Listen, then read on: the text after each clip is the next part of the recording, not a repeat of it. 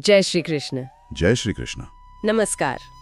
आज हम श्रीमद् भगवत गीता के पहले अध्याय के 9वें श्लोक पर थोड़ी गहराई से बात करेंगे जी। हमारे पास ना इस पर सोचने वाली कुछ बातें हैं जो हमें इस पुराने श्लोक की परतें खोलने में और ये देखने में मदद करेगी कि आज भी ये कैसे रेलेवेंट है।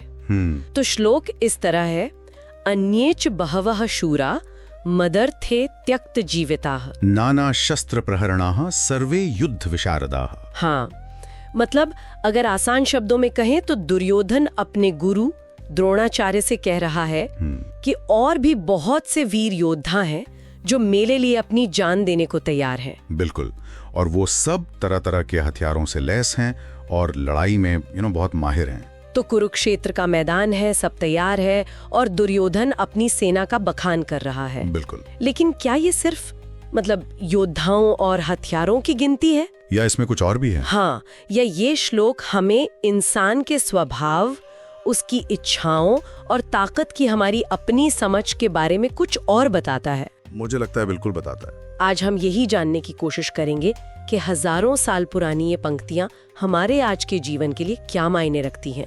तो चलिए इस पर थोड़ी विस्तार से बात करते हैं। तो शुरू में ही देखें, दुर्योधन का जो आत्मविश्वास है, शायद थोड़ा अहंकार भी कह सकते हैं। हाँ, झलकता तो है। वो साफ दिखता है। वो अपनी 11 अक्षौहिणी सेना की बात करता है।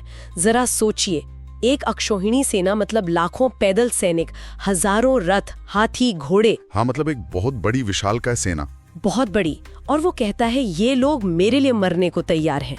ये एक बहुत बड़ा दावा है। बिल्कुल, और ये पूरी तरह से दिखाता है कि वो बाहरी संख्या बल पर, फिजिकल स्ट्रेंथ पर कितना भरोसा कर रहा है। हाँ। और देखिए, ये मानसिकता आज भी कितनी दिखती है ना? कैसे? हमारे विश्लेषण में भी ये बात आई है कि कैसे हम आमतौर पर लोग अपनी पहचान और अपनी ताकत बाहरी चीजों से जोड़ लेते हैं। अच्छा, जैसे बाहरी उपलब्धियों का सहारा ले रहे होते हैं। हाँ, सही बात है। और यहाँ एक दिलचस्प बात यह है कि जितनी ज्यादा हम अपनी बाहरी शस्त्रों की गिनती करते हैं, जैसे डिग्री, पद या मान लीजिए सोशल मीडिया फॉलोअर्स, हाँ, उतना ही शायद हम अनजाने में अपने अंदर की किसी कमी का संकेत दे रहे होते हैं।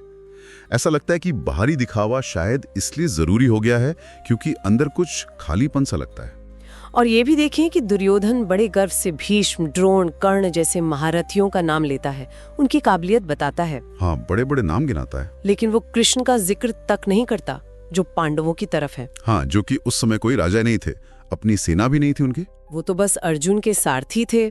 फिर भी उन्हें पांडवों की असली ताकत माना जाता है। बिल्कुल। एक ऐसी शक्ति जो संख्या में नहीं बल्कि सही दिशा और विवेक में है। और यहीं पर देखिए, बाहरी शक्ति जिसे हम बाह्य बल कह सकते हैं और आंतरिक शक्ति यानी आत्मबल, इसका जो फर्क है वो साफ दिखता है। हाँ। दुर्योधन के पास क्या है? संख्या है, हथियार हैं, बड़े बड़े नाम हैं, सब कुछ बाहरी। सब बाहरी। पांडवों के पास अगर तुलना करें तो साधन कम है, सेना छोटी है, लेकिन उनके पास कृष्ण है जो आत्मबल, नैतिक बल और सही मार्गदर्शन के प्रतीक हैं। बिल्कुल। और अगर हम इसे आज की जीवन से जोड़ें तो जब हम किसी बड़ी चुनौती का सामना करते हैं, कोई मुश्किल प्रोजेक्ट हो, परीक्षा हो, रिश्ते में कोई दिक्कत हो या कोई और संकट, हाँ, तो हमारा पहला ध्यान कहाँ जाता है? अक्सर बाहरी समाधानों पर। सही। हम कॉन्टैक्ट्स ढूंढते हैं, रिसोर्स जुटाते हैं, सलाह लेते हैं, पर क्या हम उतना ही समय और उतनी ही एनर्जी अपने अंदर की स्थिति को समझने और मजबूत करने में लगाते हैं? शायद नहीं। आत्मचिंतन, ध्यान या बस शांत बैठकर अपने मन को समझना, इन चीजों को अक्सर हम नजरअंदाज कर देते हैं। जबकि शायद असली ताकत और जो क्लैरिटी है वो वहीं से मिलती है।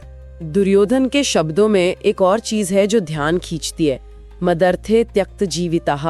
हाँ, मेरे लिए जीवन त्याग दिया है। सुनने में ये बहुत बड़ी बात लगती है, जैसे कि ये योद्धा कितने समर्पित हैं, कितने निस्वार्थ हैं।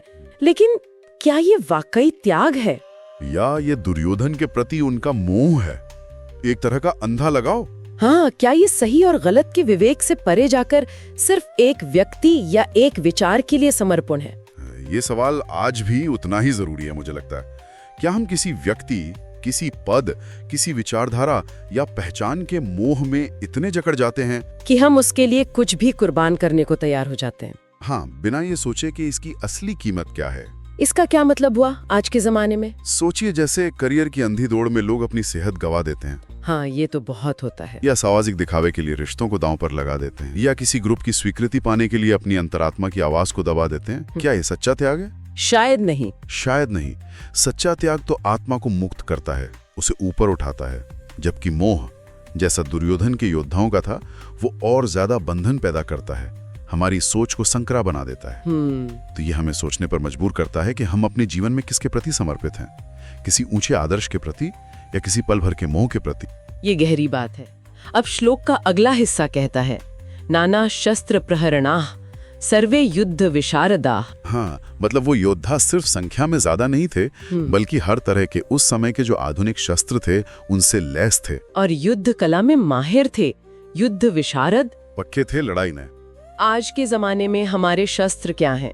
शायद टेक्नोलॉजी, कम्युनिकेशन स्किल्स, मैनेजमेंट की डिग्रियां, डेटा एनालिसिस की क्षमता, एआई टूल्स। हाँ, हमारी प्रोफेशनल दुनिया तो इन शस्त्रों से भरी पड़ी है। हम सब भी अपने अपने फील्ड के युद्ध विशारद बनने की दौड़ में लगे हैं। निश्चित रूप से हम बाहरी तौर पर कुशल और सक्षम होने पर बहुत जोर देते हैं। लेकिन यहाँ एक गहरा सवाल उठता है, क्या इन सभी बाहरी शस्त्रों और विशेषज्ञताओं के बावजूद हम अंदर से कहीं खालीपन महसूस कर रहे हैं? क्या ऐसा हो सकता है कि बाहर से हम जितने ज्यादा सक्षम दिखते हैं, अंदर से उतने ही बिखरे हुए या असुरक्षित हो? बिल्कुल हो सकता है। आजकल समाज में जो ये बर्नआउट बढ़ रहा है, चिंता, एंजाइटी, अकेलापन, हाँ, ये बहुत आम हो गया है। ये शायद इसी अंदरूनी खालीपन की तरफ इशारा करते हैं।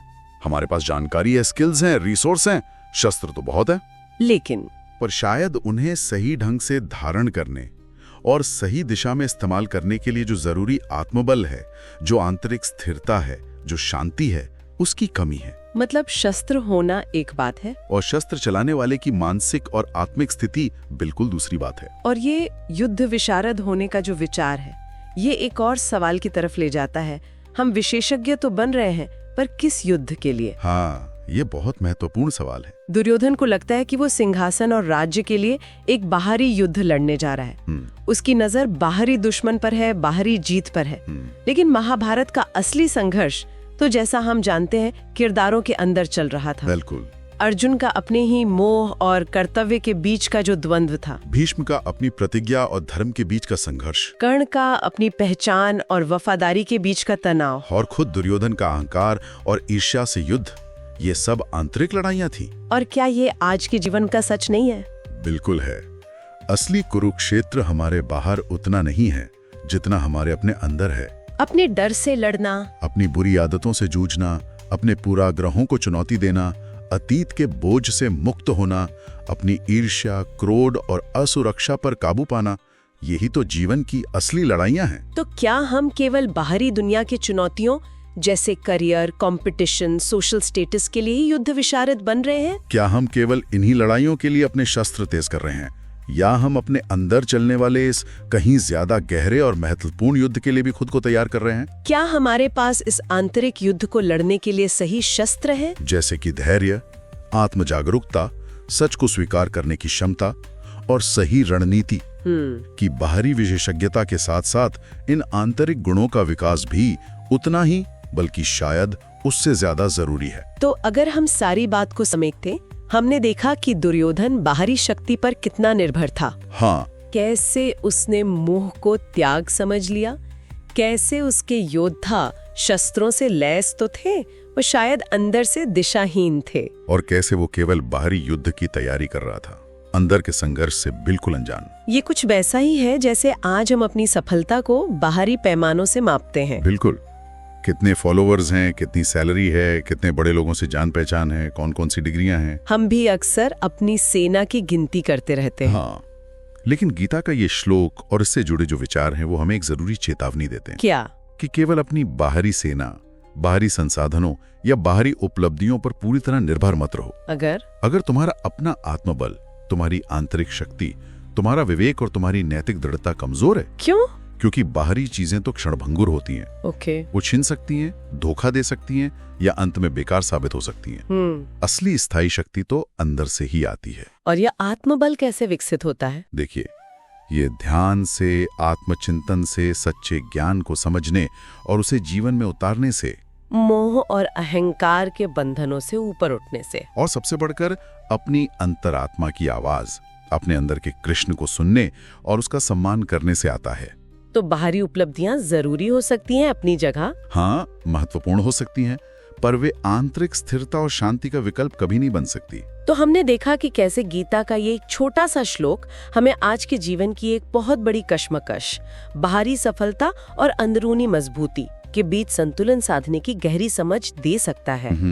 दुर्योधन का उदाहरण एक चेतावनी की तरह है, जो दिखाता है कि सिर्फ बाहरी साधनों पर, बाहरी मान्यताओं पर और दूसरों की संख्या पर टिके रहना कितना भ्रामक और आखिर में आत्मघाती हो सकता है। बिल्कुल।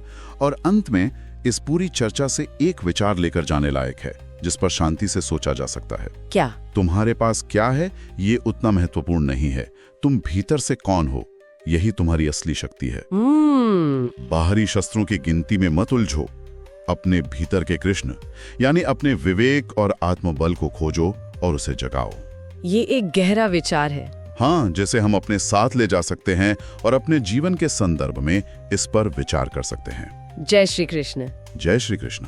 अगर आप अब तक हमारे साथ जुड़े हुए हैं तो जाहिर है ये बातें आपके लिए मायने रखती हैं। तो इस वीडियो को लाइक जरूर करिए, और अगर आप चाहते हैं कि हर हफ्ते ऐसी ही लाइफ चेंजिंग बातें, गहरी चर्चाएं आप तक पहुंचती रहें, तो सब्सक्राइब करना मत भूलिएगा।